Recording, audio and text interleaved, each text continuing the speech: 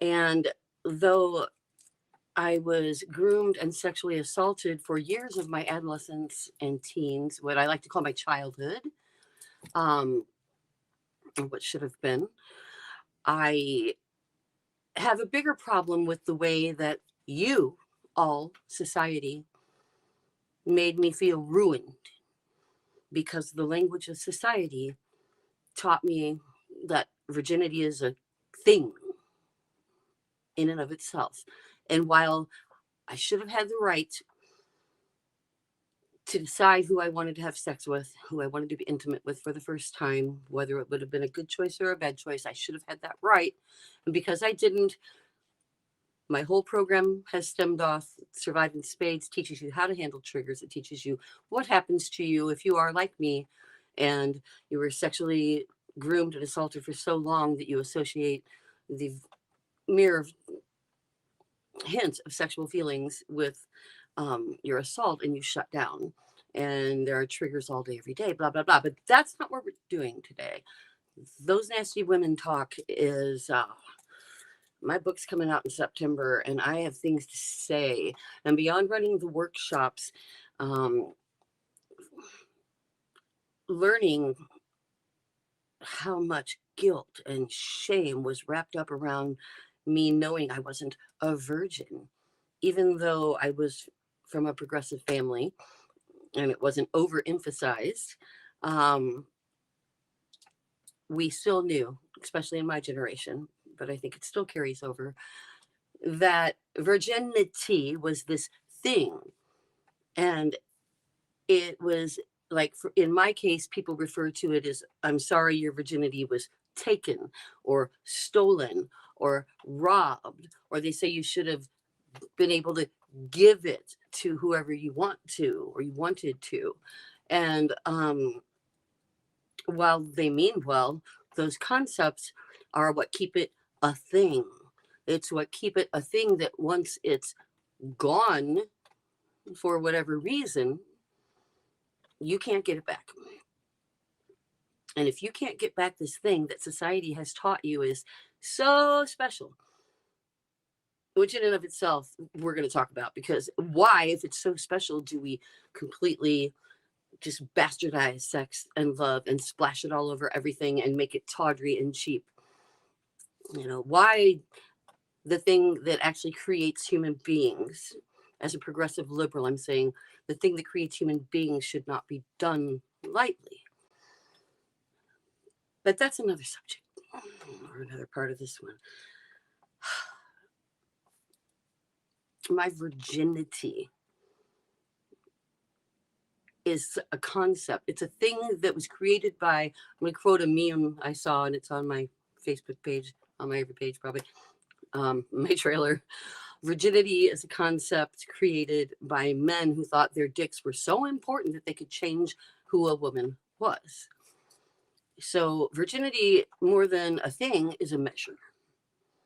It's a measure in most of the world, by your family, owned. I use these terms very specifically. I've talked at length before. I did an entire live stream on Don't Trade Your Daughter for a Cow, how it's perfectly acceptable to trade your daughter for livestock in parts of the world. The idea of a woman deciding who she's going to marry, or even within that marriage, when she's going to have sex or be in control of her own body, is laughable to most of the world. So whatever progress you think you've made here in America, well, it ought to at least be a shocker now for you here in our first world country to find ourselves unavailable or incapable to able to buy mifepristone, a drug that was originally, it was, I think, a cough syrup, but then some people died, and then they figured out, oh, it doesn't do this, but it does do this, and in way different levels. And then it had already been being used and was reevaluated in the 60s. It's perfectly safe and effective, and the only reason it's gone away is because men, even though a lot of women are on board and vote too. It's the patriarchal society that we've set up. They want to control everything about us. My God, a lieutenant governor, and I stand corrected. I said fat old white man, redhead. No, he was black. A black lieutenant governor, and I think it was South Carolina, said that he'd like to go back to before women could vote. And now it's like, oh, take it out of context, you know. And I listened to the context, but pretty iffy about the taken out of context part, and pretty sure that he really did think that is when the man was in control of the family and everyone was in agreement, everything was so much better. It's like, for who? For who? Certainly not for anybody black, certainly not for any woman. Right now, if I were in the same position I had been twice when I've had 2 abortions in the past, voluntary abortions as an adult, it's not the right time for me. And I wouldn't have been able to do that. I'm trying to imagine how my life would be changed because I wouldn't have had the money.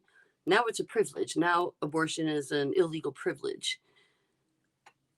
And when I did a study back in college, this is in the 80s, but the majority of those having abortions were Catholic, as the number one Christian majority group.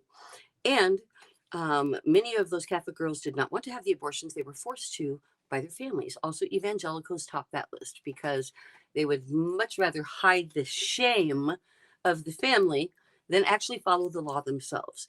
So while they righteously vote away our human rights to bodily autonomy and to plan our families the way we want and when we want to, as they have already voted that away, and now voting away for Pristone access, as women are dying,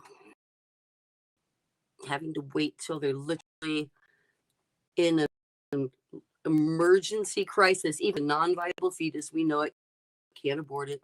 These are laws that have already been passed, and I believe over 27 states and more jumping on board. So I'm trying to stay calm. Sometimes yesterday I was pretty upset, pretty much crying and screaming. I can do that now, but I'm not going to. I'm going to talk more about virginity and why just it all goes back to we can be bought, we can be sold, we can be traded. So our very vaginas got commoditized to the point that men categorize their level of usage. Tell me there's something wrong with that. And if you don't think there's something wrong with that, then you probably shouldn't be here on my channel, or you can start hating on me all you want, whatever you want to do. You do you. But until I, as a CSA survivor, until people like me aren't raised with the idea that if somebody rapes us, we're going to bring shame to the family, not be marketable anymore to potential spouses, depending on where we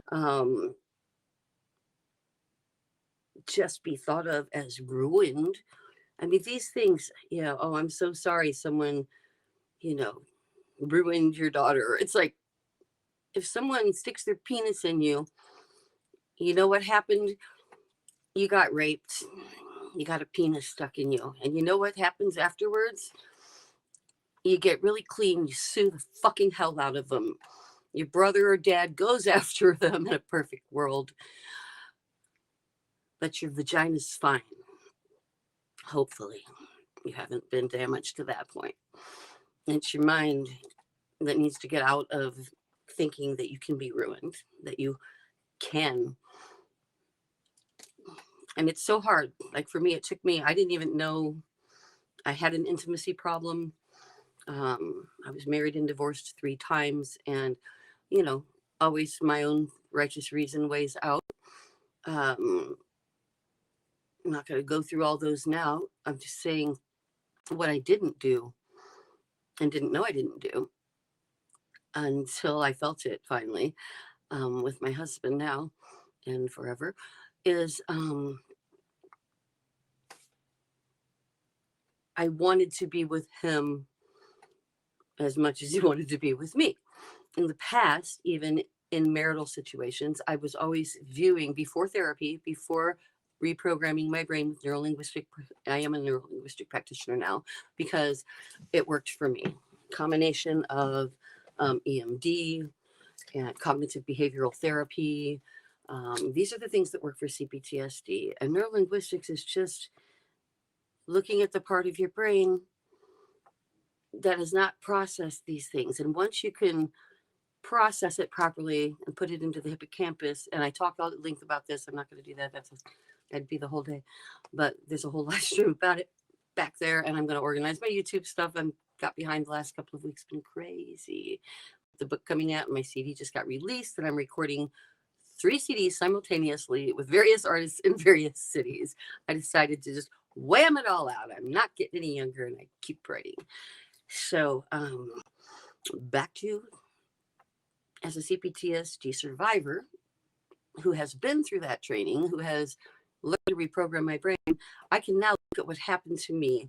And while it still hurts and while I still get triggered, I can put it into historical, sociological, anthropological context. I've even learned to not hate him, although I'm pretty close, but I can understand that he's part of a sick society too that thinks little girls are sexy and promotes that at the same time that your virginity is a precious thing that can be given or taken or stolen. These dangerous concepts that make people like me who have had it taken or stolen from us, in your opinion, or whoever still uses those old ways to describe things, opinions. Where does a person go then? Where does a person go? So I was saying, once you learn to reprogram reprocess your experience as a survivor with complex cPTSD, that's what I work with, complex. That means it happened at length in childhood to the point that you've grown a different neural connectivity. Everyone's brain grows differently, and you can see that the amygdala is exaggerated and the hippocampus is shrunken in those of us like me who had to live in a fight or flight hypervigilant state while also pretending to be perfectly normal. Well, the pretending to be perfectly normal person has to do everything normally. They have to be a good child. They have to go to church. They have to go to school. They have to get good grades. They have to not let anyone know what's going on in their own mind, which is where we go wrong. And one of the reasons that even in my wonderful family, I love my parents dearly, they would have absolutely supported me and believed me. But 2 things. One, grooming happens so slowly that by the time you understand what's going on, you feel guilty. And at that point, your participation turns into more participation plus anger and guilt and shame. Now you're locked in. You don't know how to stop it. Your mind has formed because you're a child. It's not the same as being sexually assaulted as an adult, which is egregious enough and leaves lifelong repercussions too. But as a child, you literally learn to not think about that thing, not connect it over and over again. And so you just don't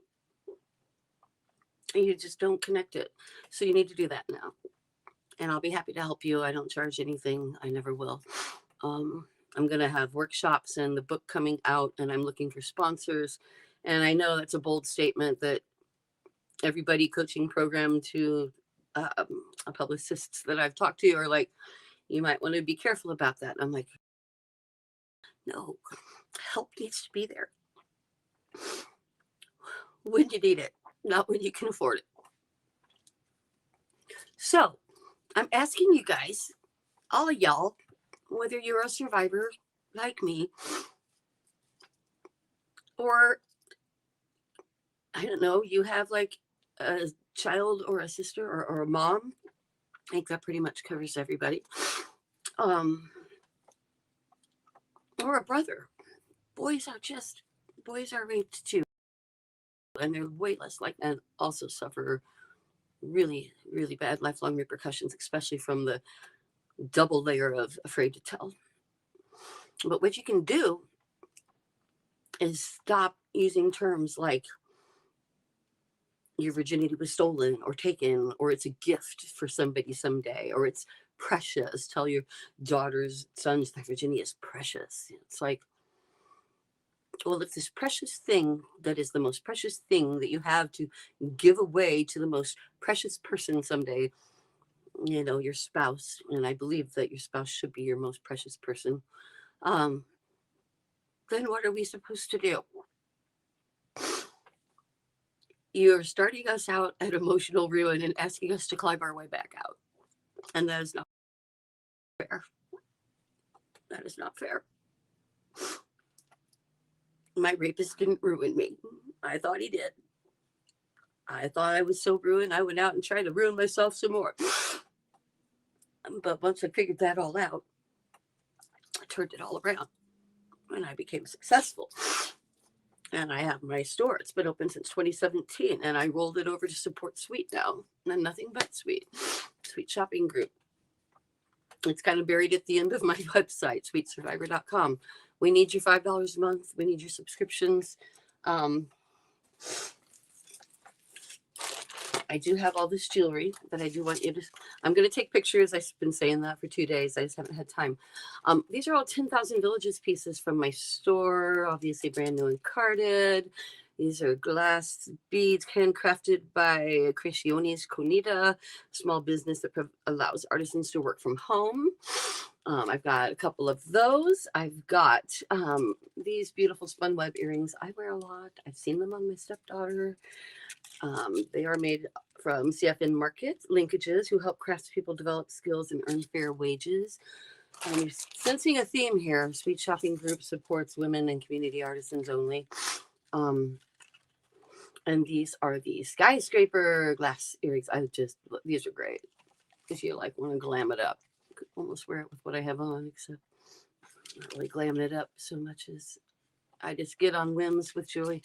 Pretty much anything I'm wearing was from Sweet Survivor Shopping Group. Things change fast. So I've got multiples of all of these that the first subscribers, you'll get to pick whatever's in the pile. I'll send you the picture of the pile. This is bar none. It is made from recycled wood and threads from the garment industry. It's from Tara Projects. Tara actually means trash. No, Taka means trash in Swahili, doesn't it? Their projects trains adults in craft making and helps to develop schools and health services. So again, giving these away to anybody who starts a $5, $4.99 monthly subscription. You can do it through Sweet Survivor's subscriber thing. You can do it on TikTok. Right now on TikTok, it helps your reach because they've got some contest thing that I'm just new on here. I'm not cool enough to do contests. Jungle Queen necklace. But we'll still get some points. These are Taga nuts, vegetable ivory with rose gold treatment, not solid gold, but really nice 10,000 Villages stuff. I know that Taga nuts come from the Ecuadorian lowlands, and they are harvested. They carve like ivory, and they soak up color amazingly. So I got a couple of those to give away. And if you're not into any of the jewelry stuff, do come back tomorrow, because I will have this done by tomorrow. I will have them photographed, or essentially, as soon as someone subscribes, I'll have them photographed like that, because it'll move right to the top of my do list. The other top of my do list is sweet merchandise that's been requested. So for the non-jewelry people amongst us, I have these keychains from Sir. Not that one. That's my Chief's keychain. You can't have it. But you could have this one in indigo and pink. And I only have these 2 of these. 3, but I'm not giving up my red and black one. The turquoise and blue one. Even started drinking. Not that I'm a big drinker. I always make jokes about it. I'm way less of a drinker than I joke about. I should probably not joke about it so much. Beady Bobs, that's actually from a company called Taka Taka. That's the one that means trash in Swahili. So it's a little zebra. And the ugliest little owl you ever saw, I gotta say, but it's adorable little ugly owl. Also from Surf. So all of these are going in the pile, and you may pick whichever one you should like. Also, I love these. These are tassel. Also 10,000 Villages, because everything has. I was an affiliate of 10,000 Villages before the pandemic. My mall store, which was seasonal fare, which changed to Feel Good Fair Trade, which changed to Sweet. So these in green or salmon, pale salmon, and I have several of those. So I'd love for you to subscribe. And if you want to go the kid route, oh, not just kid, I wear them. I wear them. These are bobby pins. Aren't they cute? They're little adorable bobby pins. They are made by Shuktara, fair trade friendly, also from 10,000 Villages as a distributor. And they've got them, let's see, blue and pink and green, more pink and green, pink and yellow, blue and yellow. Anyway, I'll put pictures. We really need you. Pardon me, I'm clean up the floor. I'm a Virgo and an SB, so I couldn't wait to do that, even though a normal person probably would have on a live stream.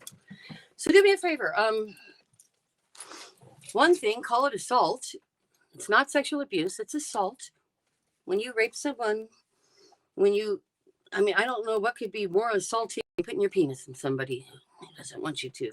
And when it's a child, I think it should be a capital offense. I think it should be, but that's, if you haven't been raped, much less repeatedly, much less as a child, I'm just saying, withhold judgment, but definitely vote for legislation on top of changing your own language, on top of not putting on your own children or grandchildren this concept of, or yourself, that your virginity is a gift for somebody. It is the concept I will accept when it comes to virginity, and I'm just making this up off the top of my head, so let's see how this works out, is it is, I can conceptualize when I decide to be intimate with someone in that way. And when I do, I would like to think of it as I have bonded now, rather than I have given something away or lost something or had it taken. I would. And beyond that, call it assault. So I'm going to hang up now, but I'm coming right back on live because I actually have to practice, and it's going to suck because I'm going to be reading, and I can't read copy. I mean, if I had the teleprompter in front of me, and I will, but right now I've got my call it assault, proposed TED Talk, and the 3-minute thing I have to record for it might be happening in a few minutes here. So other than that, please support Sweet Survivor, and don't make us survivors feel that something was taken from us that we can't get back. Okay, we're no different. We just have to learn what intimacy is eventually, and we can do that. And we're going to do more. Sweet Survivor comes back on April. We go back into Sweet Survivor workshops, always free. Same place, sweetsurvivor.com, thosenastywomentalk.com. It's actually thosenastywomen.com, and Sweet Survivor go to the same place. So I will talk to you in a little bit.